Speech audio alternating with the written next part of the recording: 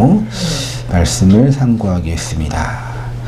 요셉이 아버지 야곱과 그의 가족들을 이제 봉양하여서 부족함이 없게 하고 나중에는 이제 바로까지 야곱의 가족들한테 좋은 땅과 좋은 먹을거리를 주게 되므로 이제 야곱의 가족이 고센 땅에 정착하여서 나중에 이제 출애굽하게 되는 그 이제 배경이 되는 그런 구속사적인 사건이 담겨져 있지요. 지난주에 요셉이 형제들한테 자신이 요셉이라는 것을 밝혔잖아요. 그래서 이제 비로소 형제 요셉이 그 전에는 그들의 주였는데 형제가 되었고, 이는 예수 그리스도가 십자가에서 죽으심으로 말미암아 우리 교회들의 형제가 되는 것을 예표하는 것이라고 말씀을 상고했습니다. 그러면서 이제 이런 구속사적인 고백을 했죠. 하나님이 생명을 구원하시려고 나를 당신들보다 먼저 보내셨다. 이 말씀을 우리는 단순히 요셉이 형제들의 고난과 상처를 극복한 사람 정도라고 이해할 필요가 없는 거죠. 인생을 향하신 하나님의 구속 사역이 자신의 전 존재와 사역을 통해서 나타나고 있음을 요셉 자신이 고백하고 있는 거죠. 그러면서 7절에 이런 고백을 선포합니다.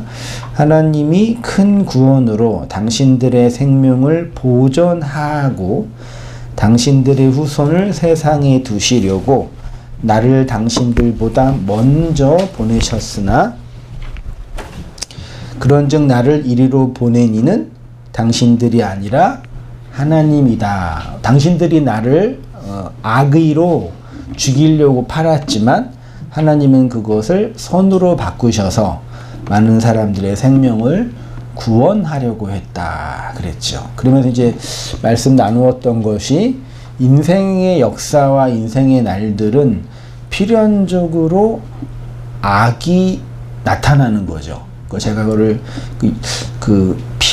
필연적인 악이라 그랬다고 표현했나요? 그러니까 악의 필연성이라 그랬죠. 인생의 역사는 이 날들을 통해서 자신의 죄와 악들을 폭로되고 경험하는 체험을 하게 되는 거죠. 그것을 하나님이 뭘로 바꾸셨어요? 선으로 바꾸셨다. 그러니까 인생은 살면서 평생 동안 나타내는 것이 말하자면 뭐예요? 악이다라는 얘기죠. 그걸 하나님이 선으로 바꾸셔서 많은 사람들의 생명을 구원하게 나를 부르셨다. 이것이 이제 요셉이 하나님의 구속사를 통해서 깨달은 내용인과 동시에 또한 우리 개인이 우리의 인생 역사를 통해서 발견하는 거죠. 그러니까 이 묵시복음이 결국 인간에 대해서 선언하는 우리는 하나님의 말씀을 통해서 없음이고 아닌 것을 증명받는 거죠. 그 속에서 하나님이 우리를 당신의 구원의 은혜로 덮으시고 나타내 보이시는 구속의 사역을 발견하는 것. 이것이 이제 소위 말해 이 복음의 핵심인 거잖아요. 그걸 이제 야곱이 아니라 요셉이 고백하고 있습니다. 9절에 이런 표현을 하죠. 당신들은 속히 이제 깨달았으니까 알았으니까 아버지께로 올라가서 아뢰기를 아버지의 아들 요셉의 말에 하나님이 나를 애굽 전국에 뭐요? 주로 세우셨으니 지체 말고 내게로 내려오사 등등 하고 있으니까 내가 이제 애굽에 뭐가 됐다? 왕이 됐다. 나중에 이제 그 야곱이 아니라 그 애굽 왕이 누구지? 바로까지 이제 바로의 주라고도 표현하잖아요. 이건 당연히 요셉이 양식을 관장하는 자리, 양식을 건네주는 자리에 있게 되는 모습을 설명하는 거예요. 잠깐만 단어를 보면 그 요셉이 형들한테 속히 아버지께로 올라가라 그랬죠. 속히, 이 속히라는 단어가 마하르라는 단어인데 이게 그 단어 자체로 그냥 서두르다, 재촉하다 이런 뜻이에요. 예수님의 말씀 속에 이런 말씀이 있었잖아요. 너희는 선지자들의 말한 것을 속히 믿어요, 더디 들어요? 속히. 예수님이 누구지? 율법사들, 바리새인들이나 유대인들한테 비난하면서 너희들은 선지자들의 한 그 모든 말을 빨리 믿어요. 어떻게 하지? 속히 믿어요, 더디게 믿어요? 라고 말했어요. 그러니까 더디 믿는다는 얘기는 말씀을 잘 듣고 계속 들어서 처음 들어서 안 되고 계속 들으면서 어느 순간이 돼야지 믿는다 이런 개념이 아니라 이게 이제 빨리 믿고 빠르게 한다는 개념은 되게 영적인 차원이라는 얘기죠. 그리고 이제 더디 한다는 얘기는 그 육적인 인간의 그 욕망을 표현하는 단어라고 제가 설명을 드린, 어떻게 제가 했냐면은, 육에서 영으로, 율법에서 은혜로, 비진리에서 진리로 옮겨지는 것은 천천히 가는 게 아니라 어떻게 되는 거라고요?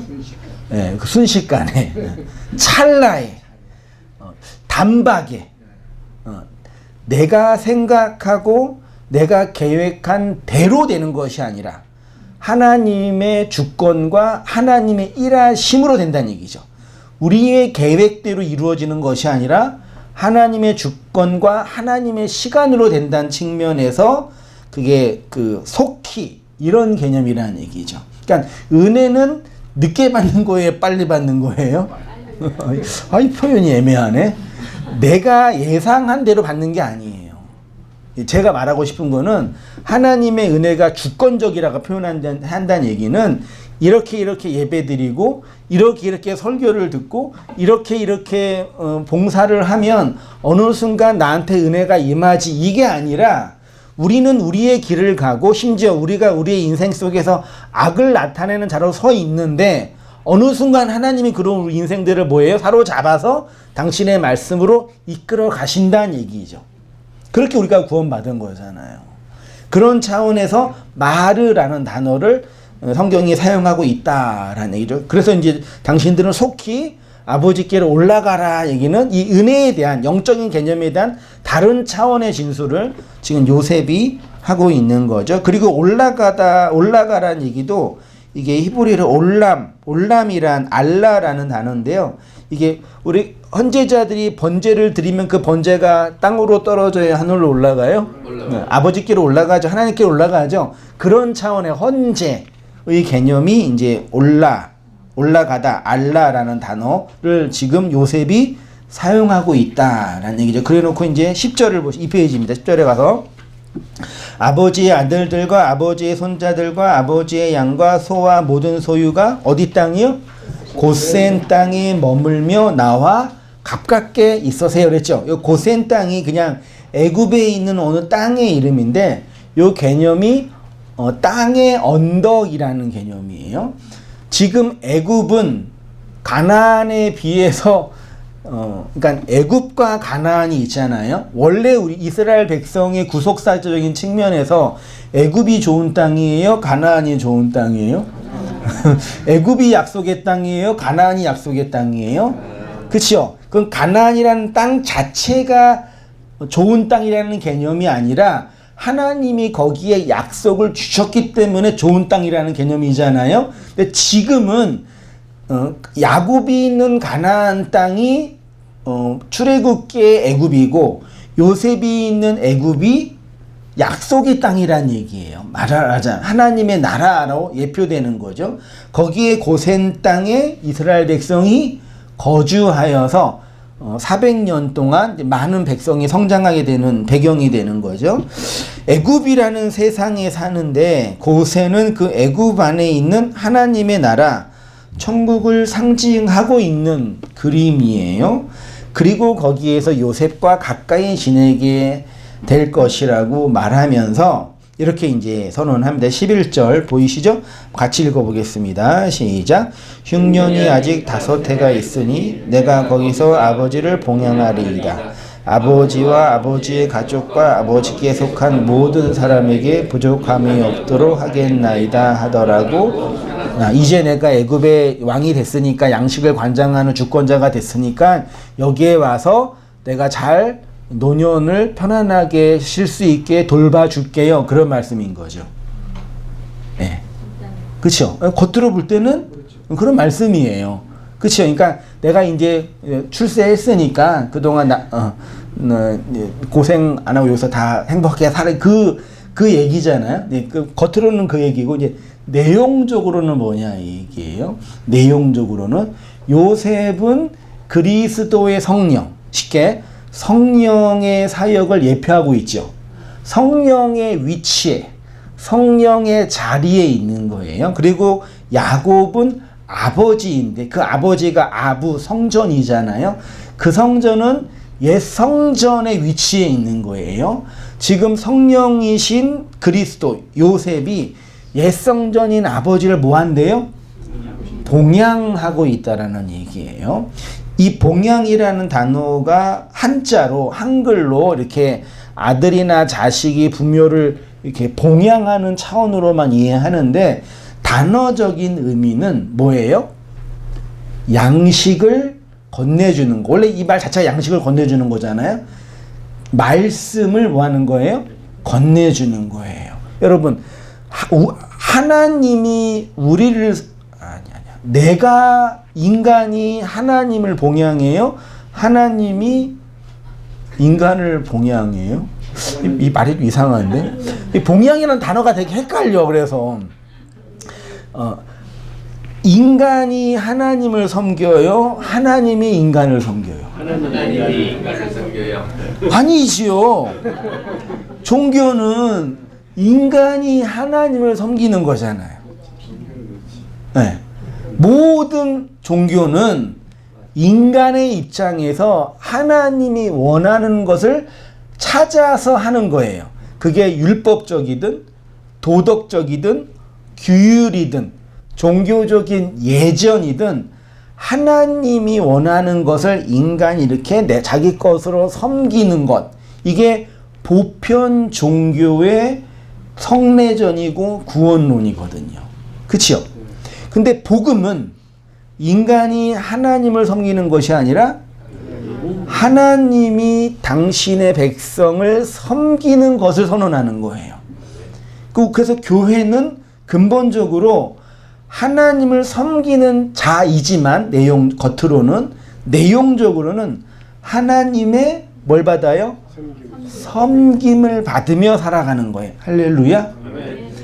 그러니까 하나님이 나를 섬기니까 내가 하나님의 힘과 능력을 따라서 내가 바라고 원하는 것들을 다 이룰 수 있는 거죠. 아니요. 왔다 그럽니다 지금.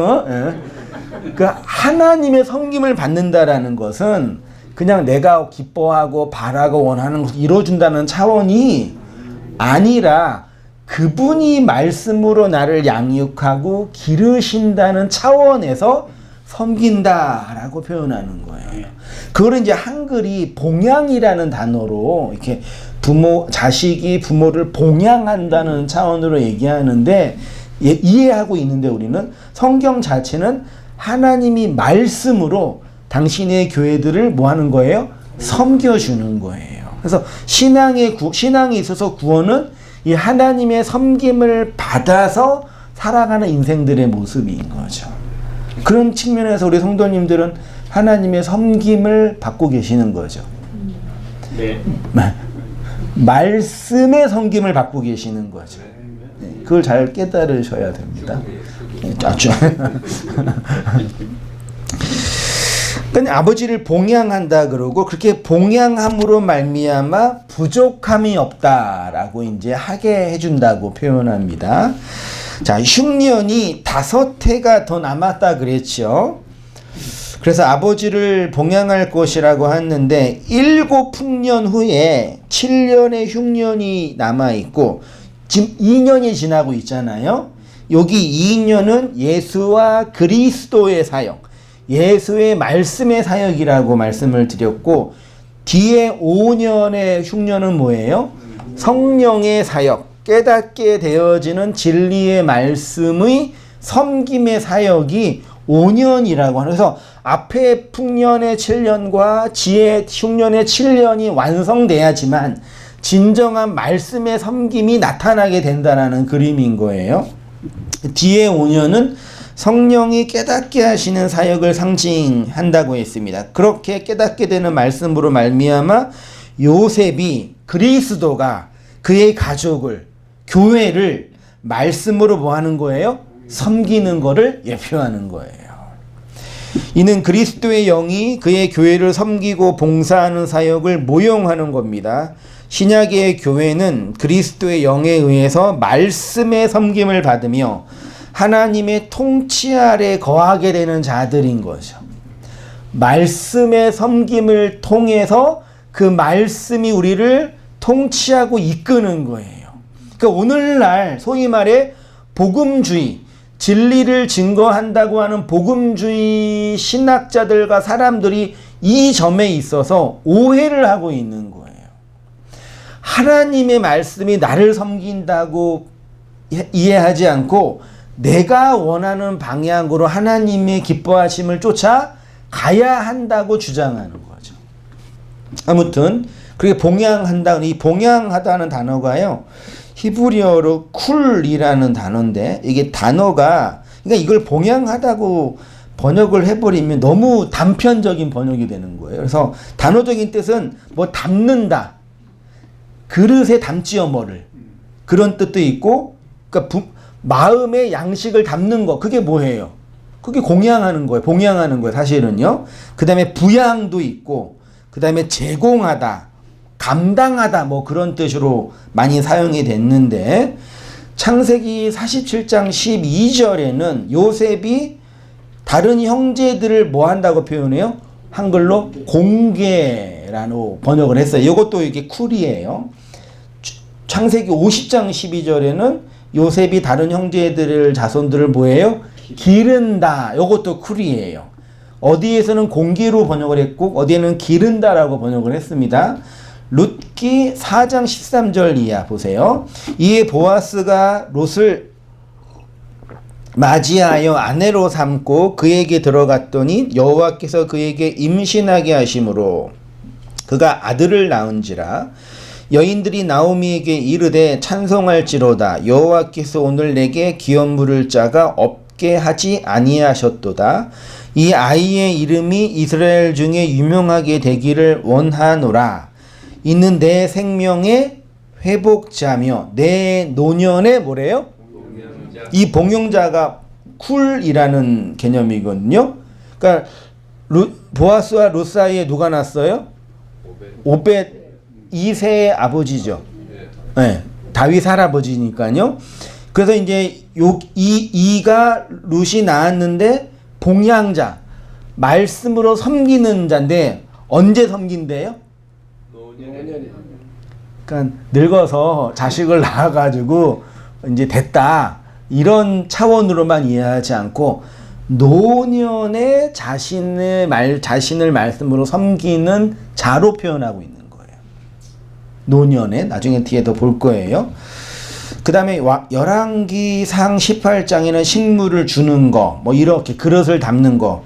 열왕기상 4장 7절에는 그 성전 안에 그 기명 안에 그릇에 담잖아요, 식물을요. 그때 이 단어를 썼어요. 그러니까 양식을 보관하거나 양식을 제공하는 게 쿨이라는 단어고, 그걸로 아버지를 봉양한다라고 표현하고 있는 겁니다.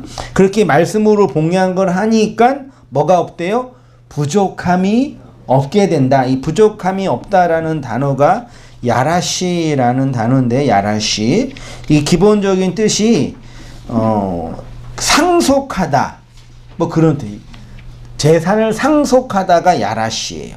근데 부족함이 없다라고 번역을 했습니다. 이 단어 안에는 상속하다라는 의미뿐만 아니라 3페이지입니다. 쫓아내다, 정복하다라는 의미도 있어요. 여러분, 상속하는 게 쫓아내는 거예요? 정복하는 게 상속하는 거예요? 연결이 안 되죠. 근데 히브리어는 요걸 같이 써요. 그 재미있는 그림이 하나님이 이스라엘 백성에게 가나안 땅을 기업으로 뭐 했어요? 상속해 줬잖아요. 기업으로 가나안 땅을 유산으로 줬잖아요. 그게 야라시, 부족함이 없다라고 번역한 단어거든요. 그러면 이스라엘 입장에서 가나안 땅을 하나님의 기업으로 상속받았네요. 그렇죠? 근데 가나안 입장에서는 뭐예요? 빼앗긴 거잖아요. 그 이야기가 이제 여호수아의 정복 전쟁의 이야기거든요. 정복 전쟁의 핵심은 하나님이 이스라엘 백성에게 가나안 땅을 언약의 땅으로, 약속의 땅으로, 기업으로 준다 그랬잖아요. 거기는 젖과 꿀이 흐르는 땅이니까 기업으로 주는데, 주는 방식이 뭐라고요? 그 안에 있는 7 족속을 모함으로 다 쫓아내는 정도가 아니라 완전히 진멸시키는 거죠. 멸함으로 가나안 땅을 주는 거예요. 이거를 문자 그대로 이해해서 기독교 문명이 그렇지 않은 문명을 정복하는 걸로 역사적으로 많이 이해했는데, 그건 정말 말도 안 되는 이해고, 그 가나안 땅 자체는 우리의 마음인 거죠. 우리의 마음을 하나님의 언약으로 기업을 주시는데, 상속으로 주시는데, 그 마음 땅 안에 누가 있는 거예요? 7 귀신이 살고 있는 거예요. 여러분, 우리 안에요. 그 7 귀신을 몰아내는 것이 하나님이 언약으로 뭐 하는 거예요? 준다라는 얘기죠. 그 가나안 땅이요. 그래서 쫓아낸다, 정복하다 같이 있는 거예요. 자, 보세요. 그리스도가 우리를 말씀으로 섬긴다라는 것은 부족함이 없게 하는 것인데, 그 안에 있는 내용은 하늘의 것을 상속해 주는 거예요. 근데 그 상속, 즉 부어주시는 것의 전제는 반드시 그 땅, 가나안 족속이 살고 있는 그 땅을 무너뜨리고 패하고 몰아내는 것으로 주어지는 거예요. 이렇게 그리스도, 즉 하나님의 영이 교회를 말씀으로 섬기는 것은 그들에게 진리의 양식, 은혜의 말씀을 깨닫게 하시는 것으로 그 말씀의 섬김이 나타나는 거죠. 다시 중간 결론으로 와서, 여러분, 왜 많은 사람들이 그리스도의 그 말씀의 섬김을 받지 못하고 있을까요? 왜 많은 교회를 다닌다고 하는 사람들, 왜 많은 말씀을 듣겠다고 하는 사람들이, 왜 많은 자신의 구원을 위해서 예수님을 믿겠다고 하는 많은 사람들 중에 아직도 대다수의 많은 사람들은 그리스도의 그 섬김을 받지 못하고 있을까요? 왜요? 그리스도가 힘이 없기 때문이 아니라 그 옛 땅, 그 옛 언약의 그 가나안 땅에 살고 있는 7 귀신으로서의 그 자가 아직 쫓겨나지 않았기 때문에, 못했기 때문이에요.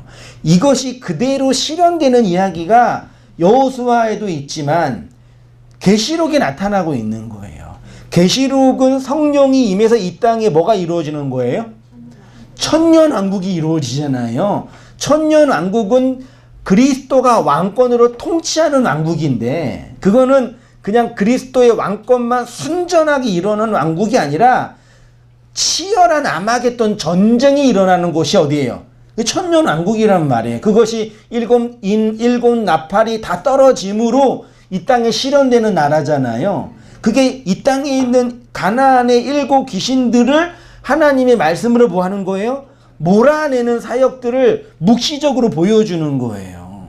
그게 다 성도 안에서 일어나는 사건이잖아요. 그래서 예수님이 이 땅에 오셔가지고 그 하나님의 나라의 말씀을 증거하면서 예표를 보여주면서 누구를 쫓아냈어요?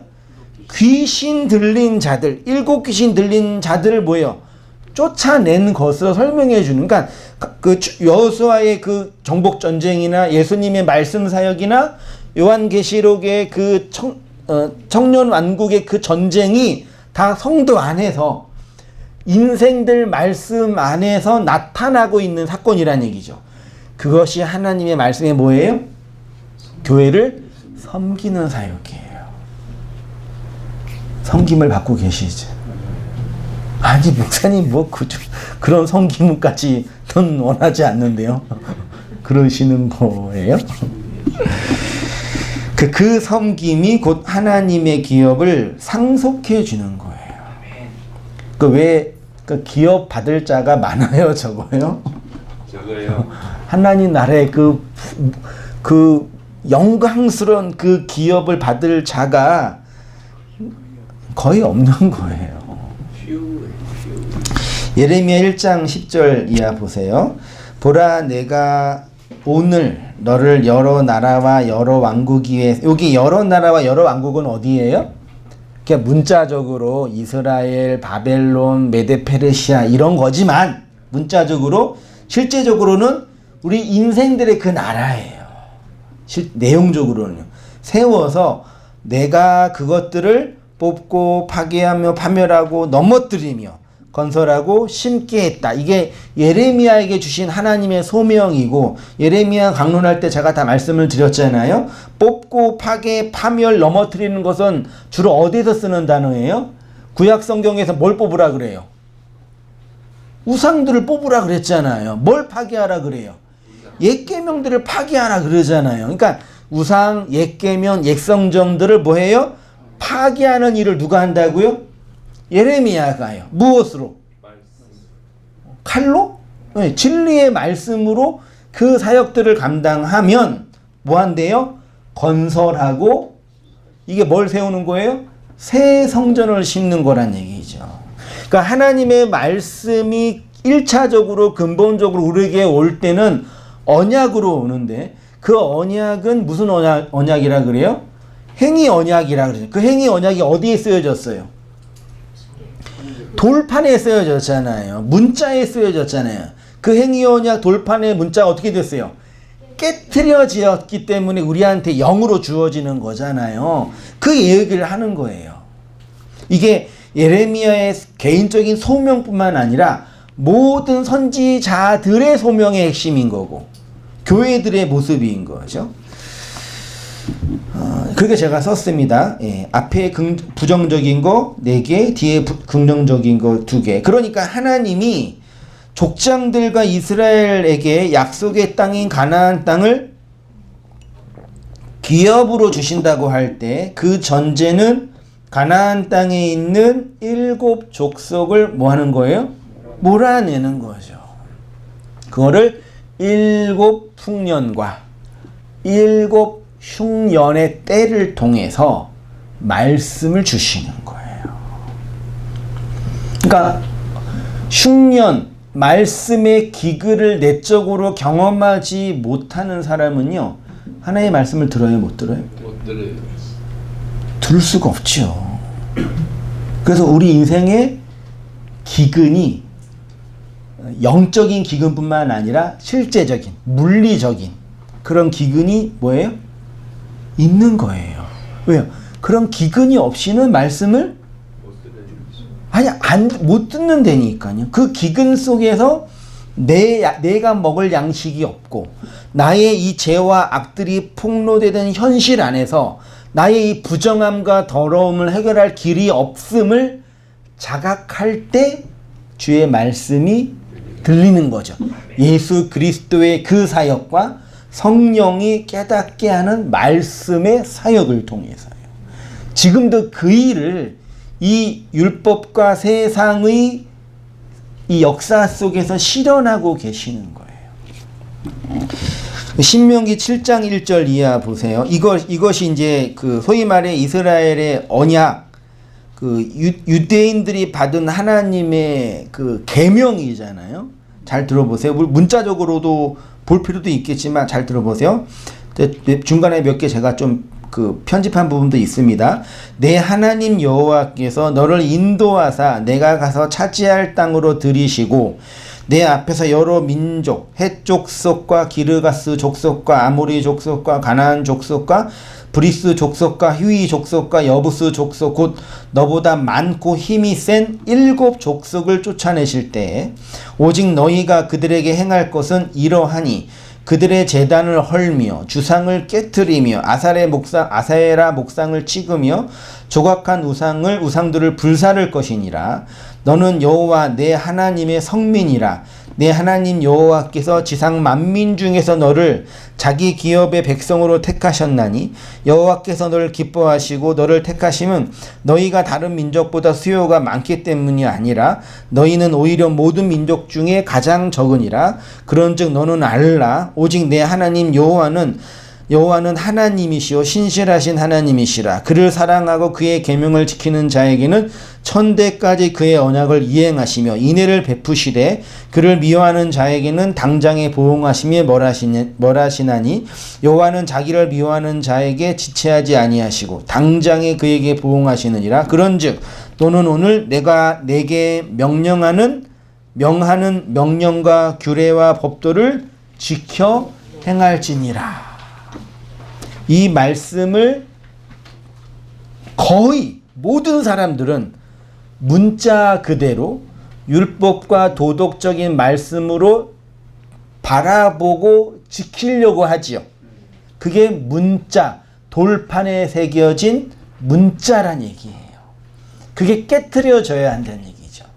이 구약의 이러한 말씀이 신약이 오셔서, 그러니까 여호와 하나님 이스라엘 백성에게 너희가 가나안 땅에 들어가서 이런 일을 행해. 그러면 내가 너희한테 이러한 것들을 줄 거야 라 그랬잖아요. 뭐 준대잖아요. 뭐 준대요?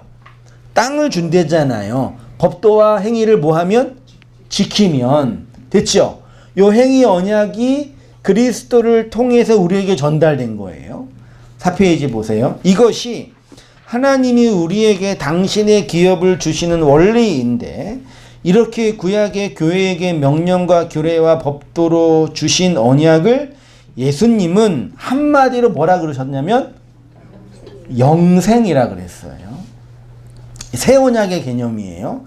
너무 우리가 많이 듣고 알고 있는 말씀이 있잖아요. 요한복음 3장 15절 이하에 이는 그를 믿는 자마다 영생을 얻게 하려 하심이라. 하나님이 세상을 이처럼 사랑하사 독생자를 주셨으니 이는 그를 믿는 자마다 멸망하지 않고 영생을 얻게 하려 하심이라. 내가 주는 물을 마시는 자는 영원히 목마르지 아니하리니 내가 주는 물은 그 속에서 영생하도록 솟아나는 샘물이라.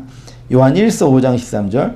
요한 1서에 많이 있어요. 내가 하나님의 아들의 이름을 믿는 너희에게 이것을 쓰는 것은 너희로 하여금 너희에게 뭐예요? 영생이 있음을 알게 하려 하심이라. 우리가 예수님을 믿는 이유는 뭘 얻기 위해서예요? 영생을 얻기 위해서요. 그 영생을 얻기 위해서는 뭐가 필요해요? 믿음이 필요하죠. 우리에게 믿음을 주시려고 예수님이 십자가에서 죽으셨으니 그 예수를 믿으면 뭘 받아요? 영생을 받아요. 이 교리적 진술이 맞아요, 틀려요? 이게 복음주의 교리적 진술이잖아요. 사형리에 있는 예수님을 전도할 때 네가 예수님을 믿어야지만 구원받고 그 구원은 영생이야. 근데 그 영생은 멸망하지 않는 영생이야. 이 태제잖아요. 겉으로는 뭐 틀린 말이라고 말할 수 없겠지요. 근데 영생이라는 이 단어 자체가 영원한 생명이잖아요. 그 영생 뒤에 뭐가 있어야 돼요? 영생 천국? 불신 지옥? 영생 불사가 있어야 되잖아요. 그러니까 우리의 욕심은요. 영생, 그러니까 이단이 잘하는 게 아니라 이단이 나쁜 게 이 중요한 복음적인 단어들 다 뺏어가는 게 이단이 나쁘잖아요. 영생교가 영생을 뺏어갔잖아요. 그렇죠? 영생은 좋은 단어처럼 느껴지는데 영생교는 이상하잖아요. 그 구원도 되게 좋은데 구원파가 구원을 가져가 버리고 새하늘과 새 땅 얼마나 좋아요. 다 가져가 버렸잖아요. 그러니까 이단이 그런 걸 잘하는 거예요. 근데 그러니까 영생교는 영생을 하는데 무슨 몸으로 영생을 해요? 이 육체를 그대로 가지고 영원히 사는 거죠. 불로장생의 교리인 거예요. 그래서 그렇게 말도 안 돼 이상한 그런 그 비윤리적인 행동을 하는 거거든요. 아무튼 그건 이단이고. 그러니까 영생이라는 그 개념 우리 안에 있는 이 일반 기독교인들 마음 안에도 내가 영원히 사는 거 이거를 꿈꾸는 거란 말이에요. 그렇죠? 우리는 어차피 영원히 살아야 됩니다. 너무 절망적이지 않으세요? 내가 태어나려고 생각하지도 않고 내 생명에 대해서 어떠한 건의와 주장도 하지 않았는데 어느 날 눈 떠보니까 나라는 인생이 있는 거죠. 화 안 나세요? 상의도 안 하고 나랑 생명이 태어났잖아요. 근데 영생은 믿음으로 구원받는 자만 얻게 되는 게 아니라 구원받지 않아도 영생하지요. 소위 그 사후세계에 지옥도 뭐예요? 영생이잖아요. 영원히 지옥에 가는 거잖아요. 천국도 영원히, 그러니까 길게 영원히 사는 게 중요한 게 아니에요. 그런 의미에서 이 영생이라는 단어는 오해의 소지가 있는 번역인 거죠. 원래 헬라어에는 그냥 조에라는 개념이에요. 라이프, 살아있는 생명, 살아있는 거예요. 그러니까 우리는 생명을 가지고 살아있지요. 그렇잖아요? 근데 이 생명은 누구 생명이에요? 내 생명이지만 내가 주장하고 내가 계획하고 내가 힘을 내서 만들어낸 내 생명이에요? 그 인간이 이렇게 절망적이라니까요. 태어나서 생명을 누리고 있는데 이 생명의 생사 여탈권은 나한테 있는 것이 아니라 기독교는 하나님이라 그러고 불신자들은 내 밖에 어떤 세상이라 그러잖아요. 다른 자에게 주어진 거예요. 그리고 영생을 누리는 거라니까요. 얼마나 절망적인 거예요. 그러니까 영원히 사는 것 자체가 영생이 아닌 거예요, 사실은요. 자, 이렇게 표현했습니다. 예수님이 당신을 믿는 자에게 영생을 주신다고 하셨는데 이 영생의 반대가 안영생. 시한부죠, 시한부. 시한부. 영원히 사는 것의 반대는 순간을 사는 것인데 그리스도가 교회에게 주시는 영생은 시간적으로 영원히 사는 것만을 의미하는 것이 아니겠지요. 죽음 이후 사후세계의 개념 자체도 영생이잖아요. 지옥도 영생이고 천국도 영생이에요. 그러니까 영생, 이 영자가 물숫자잖아요. 이 반대는 시한부, 그 생명이 정해져 있는 거죠. 단어적으로는 시한부인데 이 영생의 반대는 시한부가 단어적인 의미가 아니라 뭐라고요? 제 표현으로는 인생이에요. 우리는 인생으로 살죠. 시한부 인생이 영원한 삶인 영생이 되기 위해서는 그 안에 다른 차원의 생명, 그거를 한자로 신생이라고 그러거든요. 그래서 이거를 우리나라 조지신화 학자가 이 영생을 신생이라는 단어로 번역을 했어요. 잘한 거죠, 아주. 거듭남이라는 개념으로. 그러니까 인생이 영생이 되기 위해서는 어떻게 해야 돼요? 다시 태어나야 되는 거예요. 신생이 돼야 돼요. 신생은 인생이 영생이 되게 하는 그리스도의 말씀의 섬김의 사역이죠. 근데 우리 인생 안에 신생이 일어난다는 것은 반드시 뭐가 있어야 돼요? 그 인생이 부정당해야 되죠. 하나님이 마음 땅인 우리에게 영원한 기업을 주시기 위해서는 그 땅의 주인으로 살고 있는 7 귀신, 7 족속을 먼저 쫓아내야 한다는 얘기죠.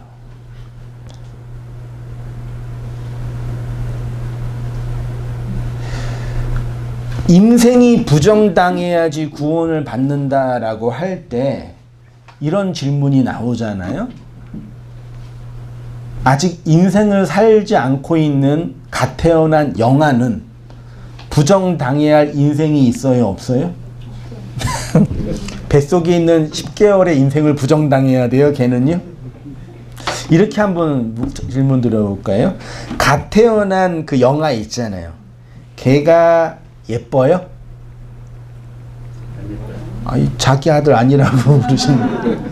그러면 갓 태어난 영아가 예뻐요? 늙은이라 그러면 비속어인가요? 백발이 된 노년의 늙은 사람이 예뻐요? 네? 누가 더 보기 좋아요? 이렇게 질문해 볼까요? 갓 태어난 어린아이가 착해요? 인생을 오래 산 늙은 사람이 착해요?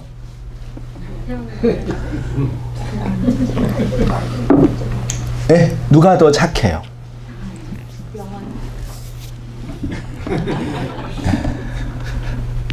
노인이 착해요?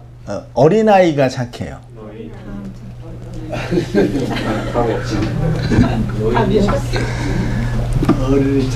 성경은 백발이 영광스럽다 그랬잖아요. 그러니까 오늘날 이게 나이 들어가고 노인이 되고 머리가 휘어지고 주름이 생기고 이렇게 노화되는 걸 되게 부정적으로 너무 나쁘게 보죠. 분위기가 그런 분위기 아니에요? 그 연예인들 막 50살, 60살인데 피부가 탱탱하시고 막 머리 다 심어가지고 막 뭐 있고 우리 부러워하잖아요. 우리 안 그러시나? 성경은 노인을 어른이라 그러고 그네들에게 하나님의 구원이 있다 그러잖아요. 어린 아이한테는 구원이 없고 노인한테 구원이 있다 그래요. 제가 말한 이 노인은 나이가 많으신 물리적으로 시간을 많이 산 노인이 아니에요. 어떤 의미인지 아시겠죠? 머리가 하얘졌다는 얘기는 진리가 됐다는 얘기잖아요. 지혜롭게 되는 거. 그러니까 내가 나이 많아서 이게 이거는 아무 의미 없는 거예요. 제가 말하는 노인과 어린아이는 그런 물리적인 시간이 아니라 진리에 의해서 삭제되어진 시간이 있느냐 없느냐의 차이예요. 그런 측면에서 갓 태어난 어린아이는 구원 받아요, 못 받아요? 그런 측면에서는요, 부정당할 경험이 없었다니까요. 제 논리로 지금 말하자면은요. 노인이 된 만큼의 역사 속에서 뭐 하는 거예요? 부정당하는 거예요.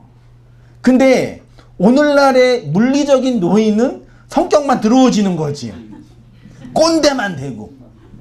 예? 이 물리적인 세상에서는, 근데 진리적인 차원에서는 말씀에 의해 당금질 당하고 진리에 의해서 부정당하여 피부가 쪼그라들고 머리가 하얘지고 머리가 빠지고 노화되는 게 그렇게 자기가 뭐 하는 거예요? 역사 안에서 부정당하는 경험이잖아요. 그래서 노인이 구원받는 거예요. 할렐루야. 교회에는 어린애가 있어요, 없어요? 젊은이가 있어요, 없어요?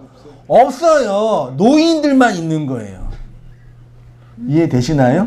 그 젊은이 교회는 좋은 교회가 아니에요. 들을 분만 들으세요. 나이 호적의 그 젊은이가 아니라. 그래서 오늘날에는 이 물리적인 세상으로 차원으로 설명하지만, 그러니까 무조건 나이가 많았다고 좋은 건 아닌데 나이 먹는 게 자랑은 아니잖아요, 솔직히. 그렇죠? 꼰대하고 뭐 이런 거 나 때는 이거 사실 요즘 MZ 젊은이들 별로 안 좋아하는데 이 진리적인 입장에서는 노인이 됐다, 역사를 살아갔다는 얘기는 그만큼 자기가 이 말씀 안에서 부정되는 시간이 있었다. 그런 차원에서 백발 노인이 지혜롭다라고 표현하는 거죠. 그게 어른이다라고 표현하는 거예요. 그러니까 어린아이는 그렇게 부정당할 시간이 아직 없는 거죠. 그 자아도 없잖아요. 그래서 그래서 아기들이 예뻐 보이는 거예요. 우리 육체의 눈에는요. 그래서 나이 먹고 늙어지고 죽어가는 게 우리 육체의 눈에서는 슬프게 보이는 거예요. 이게 눈에서는요. 그렇죠?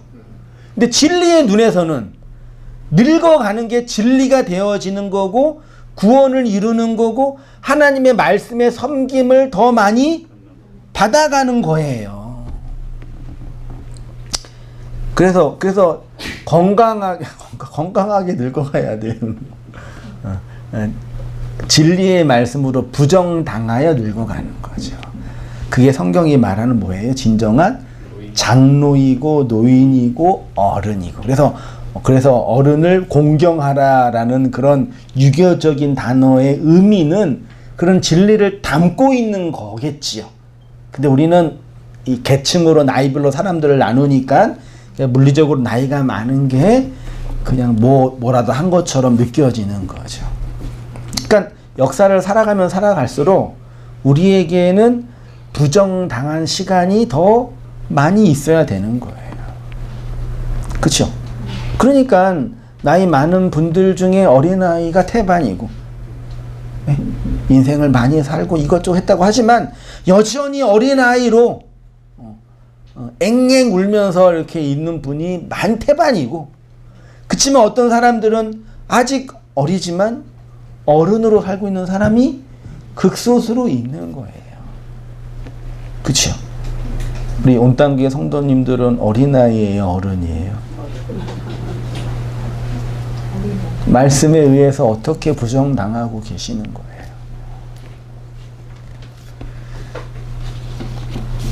그래서 살아가야 되고 나이를 먹어가야 되는 거예요.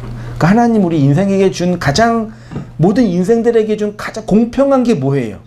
시간이잖아요. 물론 이제 불의의 사고로 일찍 돌아가시는 분들도 가끔 계시지만 그건 이제 불의의 일인 거고요. 모든 인생들의 공평한 시간을 준 거죠.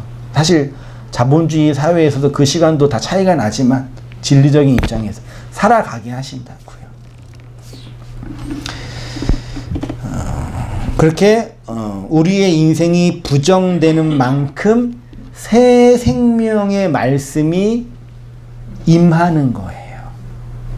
그게 하나님의 뭐라고요? 섬김이라고요. 그게 하나님의 야라시, 부족함이 없게 하신다라는 말씀인 거죠. 내 평생의 선하심과 인자하심이 정녕 나를 따르니 내가 여호와의 집에 영원히 거하여서 부족함이 없습니다. 그런 차원인 거죠. 자, 16절 이하 보세요. 그렇게 이제 해서 요셉이 그렇게 한다고 하니 바로가 이렇게 얘기합니다.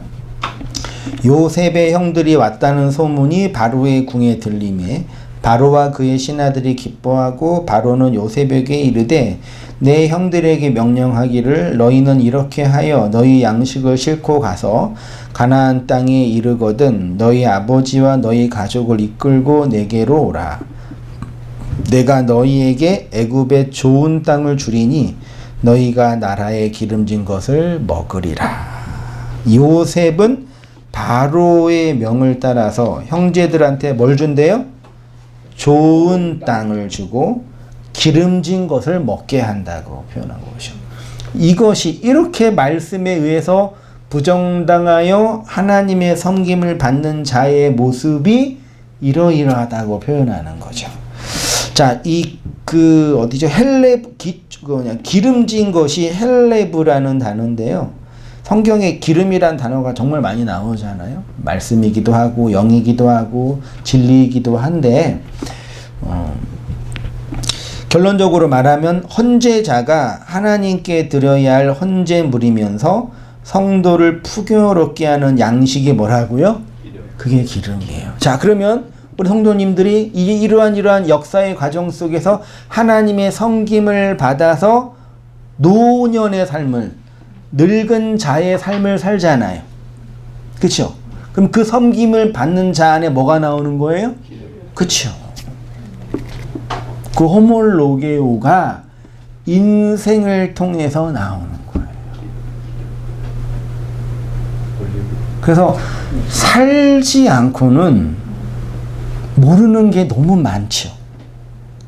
그러니까 그걸 경험치라고 흔히 표현하죠.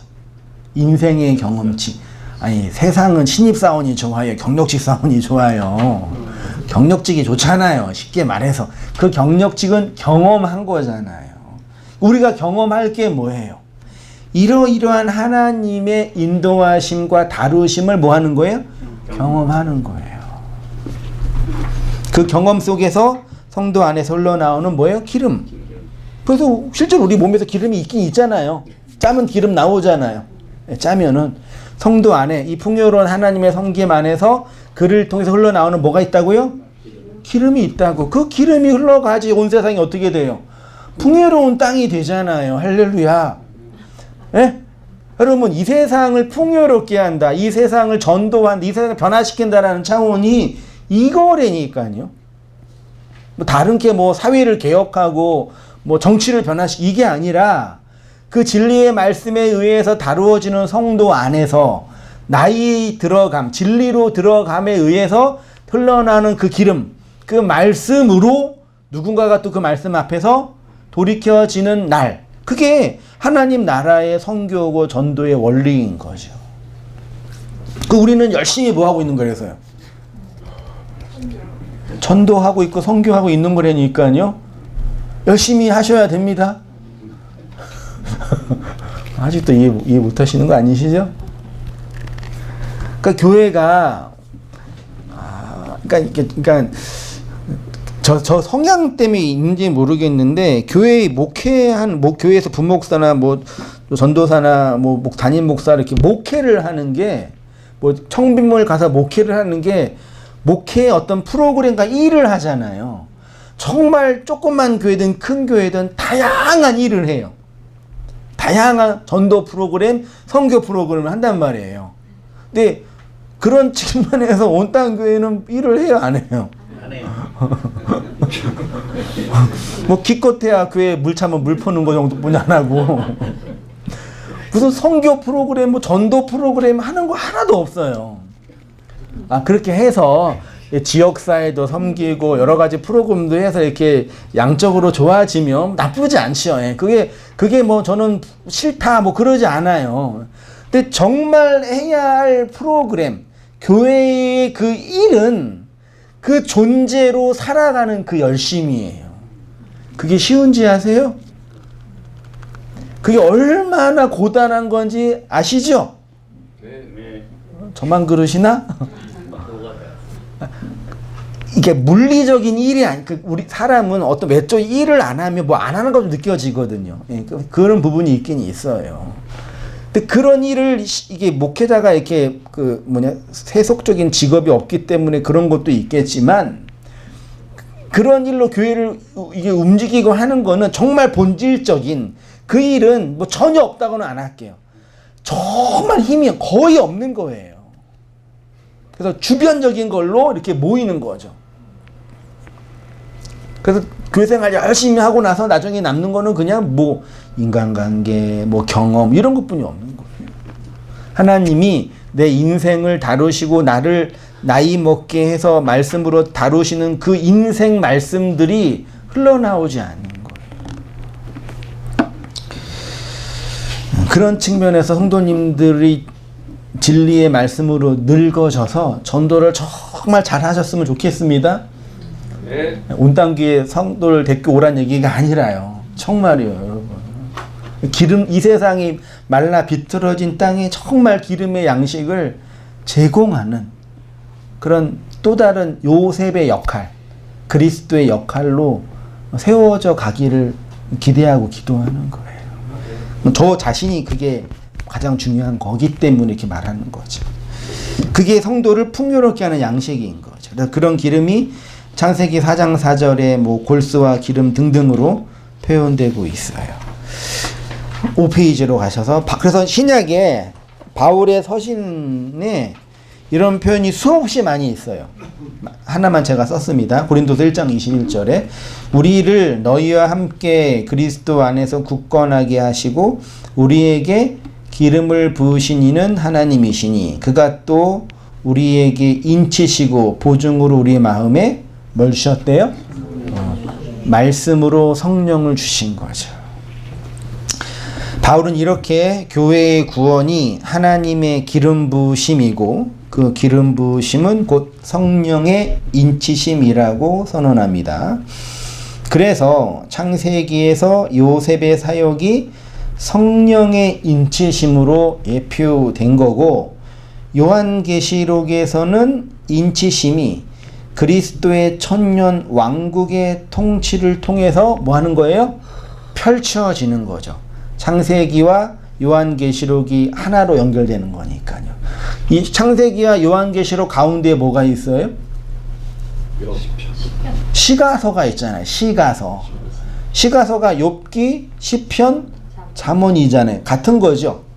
욥의 내용이 뭐예요? 하나님의 성령의 인치심을 받는 성도, 그리스도의 예표가 뭐라고요? 그게 욥이잖아요. 욥 이야기가 다 이 이야기라니까요. 그렇게 인생이 진리의 말씀에 의해서 부정당하여 신생, 새로운 자로 거듭나는 이야기가 누구의 이야기예요? 그게 욥의 이야기라니까요. 그게 이제 우리 성도들, 우리에게 인생 속에 임하는 구원의 이야기인 거고요. 그러니까 우리 역사를 살면서 말도 안 되는 그런 이야기 있잖아요. 막 길 가다가 뒤에서 차가 박아가지고 수없이 많은 사람들이 죽고, 말도 안 되는 그런 해결되지 않고 설명될 수 없는 그런 사건들이 늘 일어나는 거예요. 언제나요.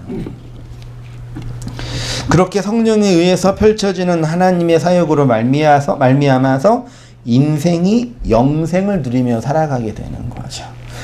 사랑하는 성도님들이 이 은혜 안에서 살아가시기를 주님의 이름으로 축원을 드립니다.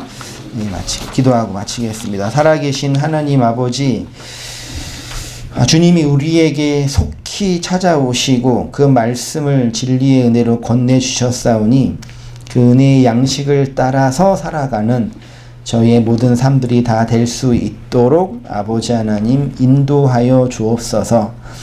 우리의 인생 속에서 우리의 삶들이 낱낱이 하나하나 부정되어지는 경험이 우리로 아프게 하고 쓰라리게 하고 눈물 흘리게 하지만, 그렇게 부정되어지는 인생을 통해서 하나님의 거듭난 신생의 능력과 은혜가 나타남으로 우리를 풍요롭게 하시고 하나님의 약속의 땅으로 세우시는 은혜의 영광을 찬송하는 저희의 모든 삶들이 될 수 있도록 아버지 하나님 인도하여 주옵소서. 이 인생 속에서 하나님의 열심을 깨닫게 하시고 우리로 하여금 인내하게 하시고 가난하게 하시는 하나님의 역사를 바라봄으로 말미암아 하나님의 그 구원의 구속의 영광이 우리의 작은 인생의 날들을 통해 나타나므로 주의 은혜를 찬송하는, 주의 영광을 나타내 보이는 우리 교회들이 다 되어질 수 있도록 아버지 하나님 인도하여 주시옵소서. 이제는 우리 주 예수 그리스도의 은혜와 하나님 아버지의 크신 사랑과 성령의 교통하심이 사랑하는 모든 성도님들의 삶 속에 지금부터 영원까지 함께 있을지어다. 아멘.